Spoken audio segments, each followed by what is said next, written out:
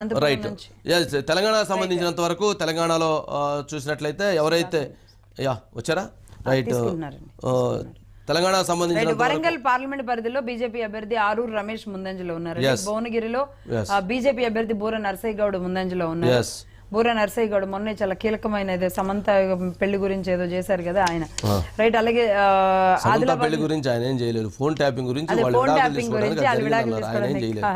Right. Warangal లో ఆరూరు రమేష్ ఆధిక్యతలో ఉన్నారు. అట్లాగే భువనగిరి నుంచి బూర నర్సయ్య గౌడ్ ఆధిక్యతలో ఉన్నారు. చేవెళ్ల నుంచి కొండా విశ్వేశ్వరరెడ్డి ఆధిక్యతలో ఉన్నారు భారతీయ జనతా పార్టీ నుంచి. అదేవిధంగా ఆదిలాబాద్ నుంచి కాంగ్రెస్ పార్టీ ఆత్రం సుగుణ ఆధిక్యతలో ఉన్నారు. ఖమ్మం నుంచి ఎవరైతే రఘురామరెడ్డి ఆధిక్యతలో ఉన్నారు. సికింద్రాబాద్ నుంచి కిషన్ రెడ్డి ఆధిక్యతలో ఉన్నారు. నాగర్ కర్నూలు నుంచి మల్లు రవి ఆధిక్యతలో ఉన్నారు. మహబూబ్ నగర్ నుంచి వంశీ చంద్రెడ్డి డీకే అరుణ మధ్య హోరాహోరీ పోటీ కొనసాగుతున్నటువంటి పరిస్థితి. నిజామాబాద్ నుంచి ధర్మపురి అరవింద్ ఆధిక్యతలో కొనసాగుతున్నారు. మెదక్ నుంచి ఎవరైతే నీలమోదు రఘునందనరావు మధ్య టఫ్ ఫైట్ నడుస్తూ ఉంది. అదేవిధంగా మెదక్లో వెంకటరామరెడ్డి ఆధిక్యతలో ఉంటారనుకున్నారు కానీ బట్ ఆయన ఇంకా ఆధిక్యతలోకి రాలేదు. అదేవిధంగా పెద్దపల్లి నుంచి వంశీకృష్ణ ఆధిక్యతలో ఉన్నారు. జహీరాబాద్ నుంచి ఎవరైతే సురేష్ కుమార్ షెట్కర్ ఆధిక్యతలో ఉన్నారు. కరీంనగర్ నుంచి బండి సంజయ్ ఆధిక్యతలో కొనసాగుతూ ఉన్నారు.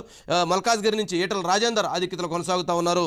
హైదరాబాద్ నుంచి అసదుద్దీన్ ఓవైసీ ఆధిక్యతలో కొనసాగుతూ ఉన్నారు. మహబూబ్ నగర్ నుంచి సీతారాం నాయక్ ఆధిక్యతలో, మహబూబాబాద్ నుంచి బలరాం నాయక్ సీతారాం నాయక్ మధ్య ఇంకా ఫైట్ కొనసాగుతూ ఉంది. దానికి సంబంధించినటువంటి అప్డేట్స్ని కొద్ది నిమిషాలు చూద్దాం. ఇదే విధంగా చూసినట్లయితే దాదాపు 5 స్థానాల్లో భారతీయ జనతా పార్టీ, 5 స్థానాల్లో కాంగ్రెస్ పార్టీ, భారతీయ జనతా పార్టీ 5, అదేవిధంగా కాంగ్రెస్ పార్టీ 5 స్థానాల్లో కొనసాగుతోంది. ఎంఐఎం 1 స్థానంలో ఉంది. మిగిలినటువంటి వాటిలో రిజల్ట్స్ మరికొద్దిసేపట్లో అప్డేట్స్ చూద్దాం. 16 ప్లేసెస్ లో కూడా బీజేపీ అండ్ కాంగ్రెస్ మధ్య టఫ్ ఫైట్ ఉంది.